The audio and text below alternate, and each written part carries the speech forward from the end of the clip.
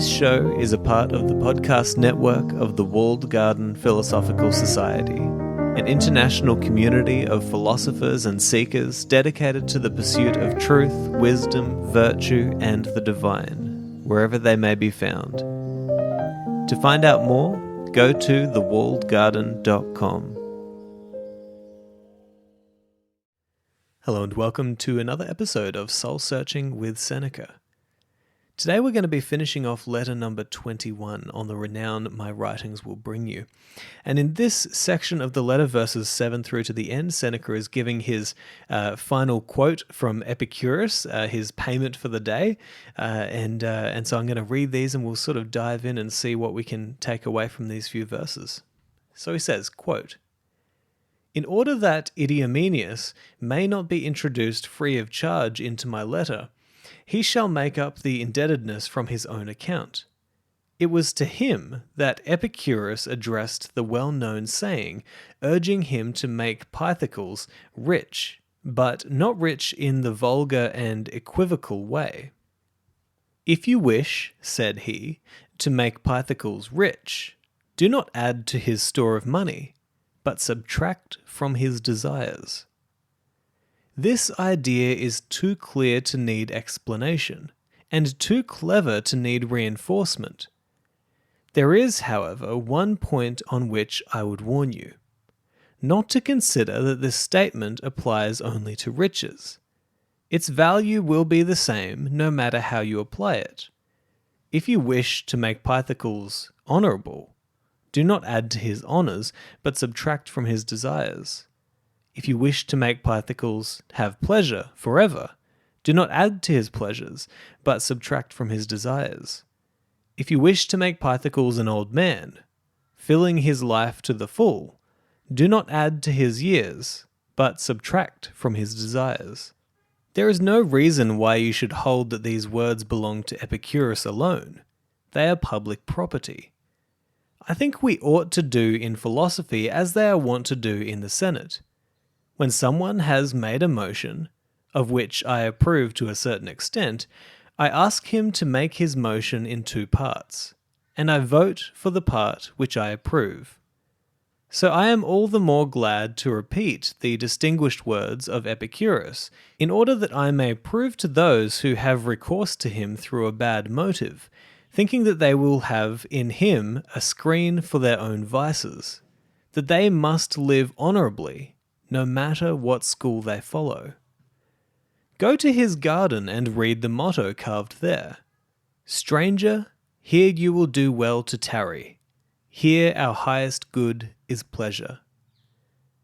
The caretaker of that abode, a kindly host, will be ready for you. He will welcome you with a barley meal and serve you water also in abundance, with these words, "Have you not been well entertained?"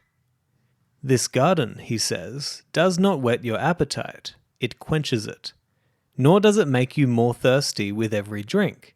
It slakes the thirst by a natural cure, a cure that demands no fee. This is the pleasure in which I have grown old.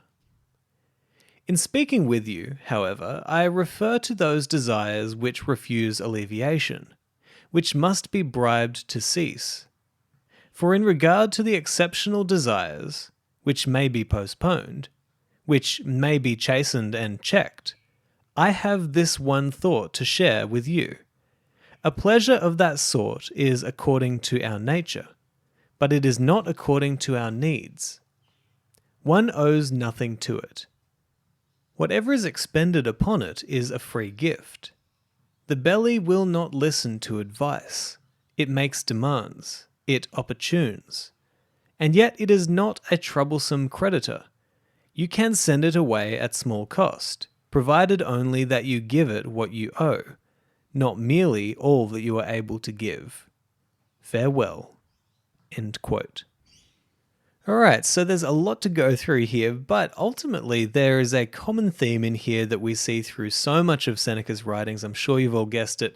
It is desire. Seneca loves talking about desire, and he loves talking about the nature of desire and what it does to us, and how we can potentially change the way that we look at the world around us in order to get, say, the things that we believe we want out of life, but in a natural way, not in a kind of grasping or desperate way that we often act in life.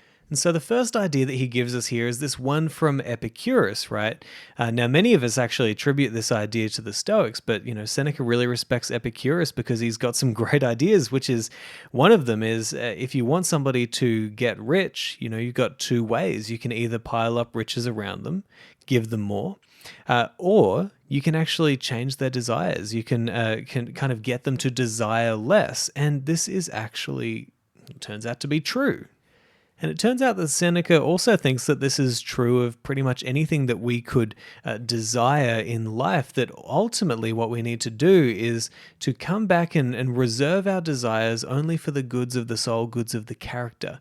That is the place where we can actually truly desire something and get it in the moment and receive the true gifts that are all within us, And so, according to the Stoics, what you need in life is not to be found in grasping onto external objects or money or fame or all of these things that one day are with you and the next are gone.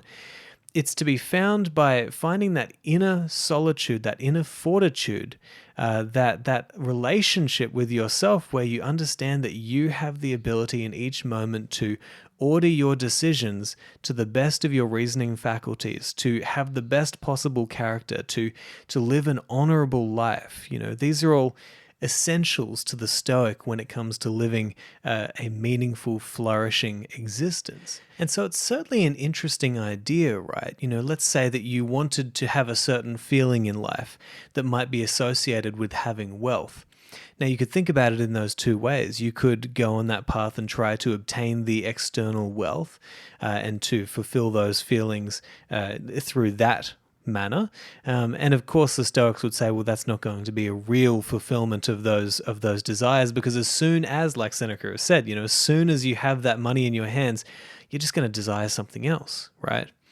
And it turns out that, the thing about human beings is we are hardwired to be aiming creatures. We're always aiming at something. But one of the assumptions that we often make is that aiming has to be towards something external to us. It has to be towards a promotion or a job or, extra money or, whatever it is, a nice new car, a nice new home, new relationship.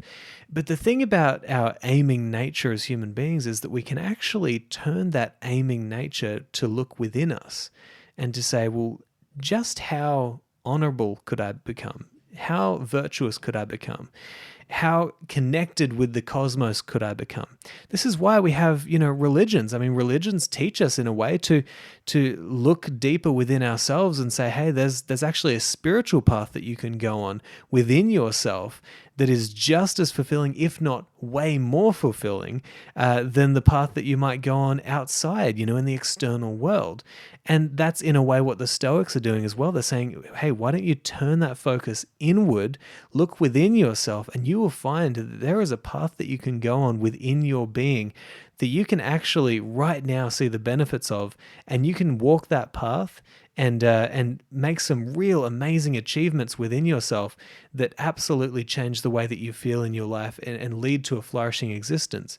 And this is why I always tell my clients, many people have a misconception about Stoicism, that it teaches you to not have ambition, to not have desire. It's not about that. It's about changing your ambitions, changing your desires to an inward focus, to desire the goods of your soul, to desire the goods of your character, to aim at the highest possible good in your being.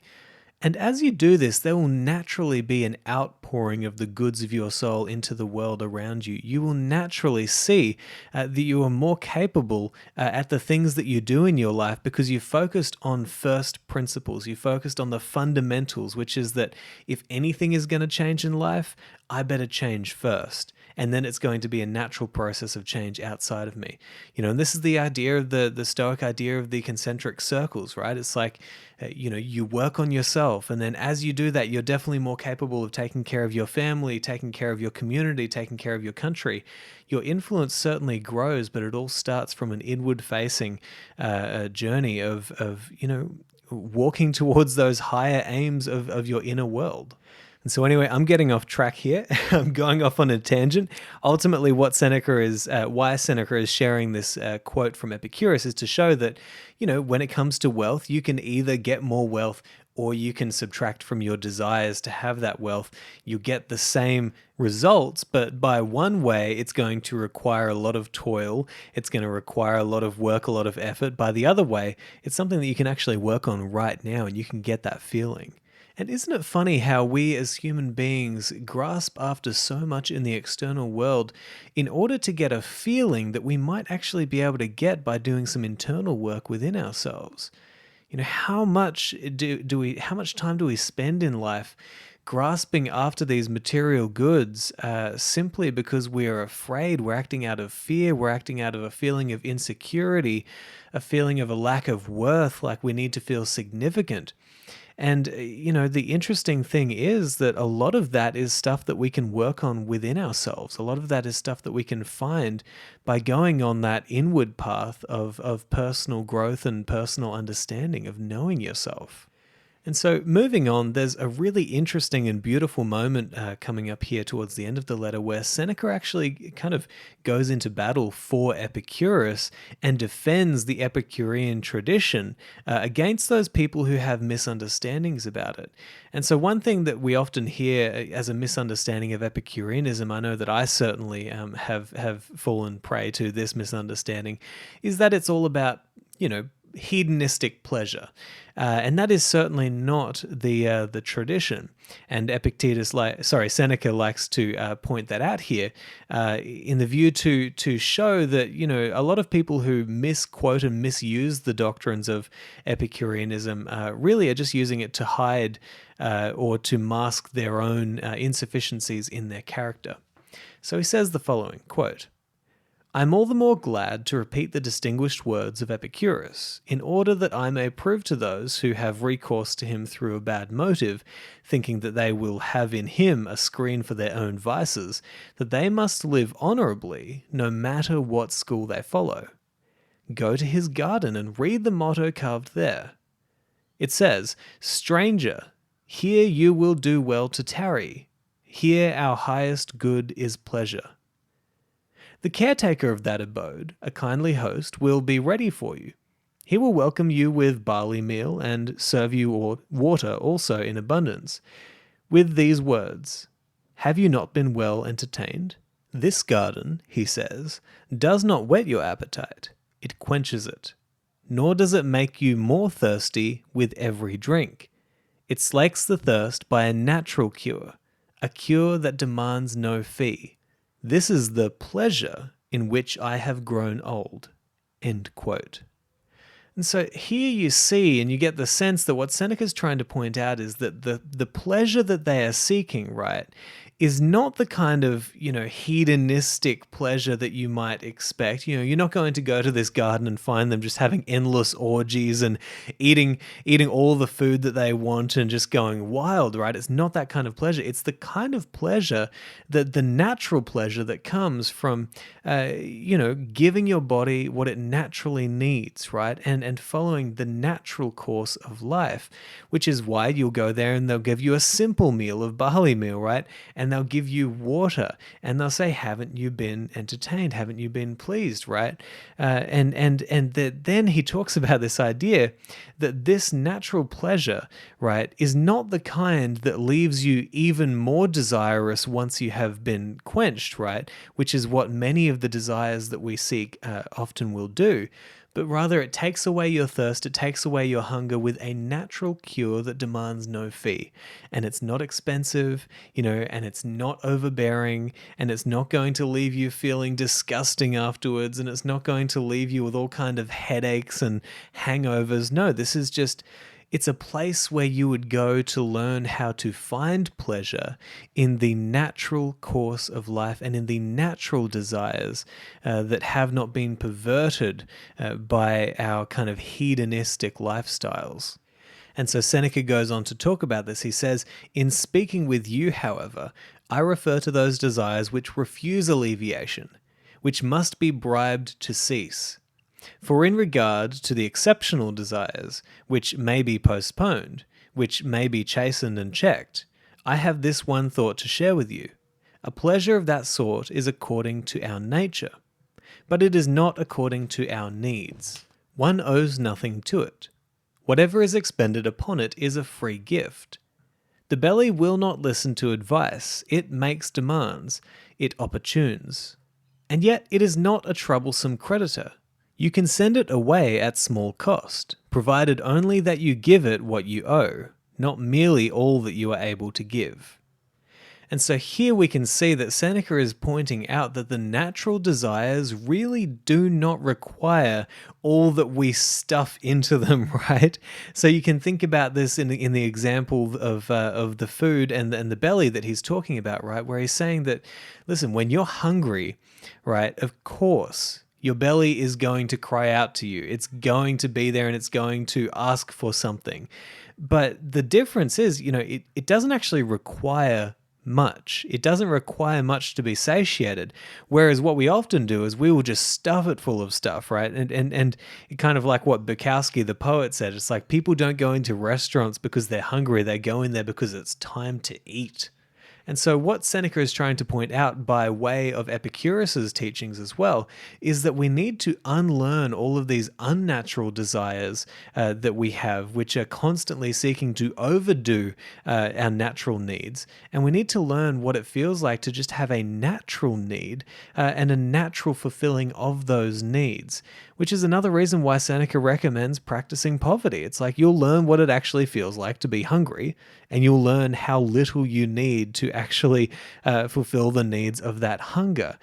We overcomplicate our lives by packing stuff around us, get more stuff, get more food, get more, whatever it is. We just need more. Seneca is saying we need to unlearn all of that stuff. It's not healthy and it's getting in the way of your own personal internal progress as well. So all interesting ideas, all things to wrestle with in your own life. I hope that you've taken a few tidbits of wisdom away from this, and I hope that you do some meditation on your own desires in your life. When you eat, do you eat to quench your hunger, or do you eat to satisfy your most animal desires, to pack away food for the future just in case there's none tomorrow? That's a real question to think about, right? When you find yourself saying, I need this, question yourself, is that something that you really need? Is that a natural need that human beings have? Or is it just that you want it? See, this is the kind of internal honesty that we're all seeking here through philosophy. And certainly I hope that you've taken a few things away from this episode today that can help you with that. So anyway, again, I hope you've enjoyed this episode, and I'll talk to you next time.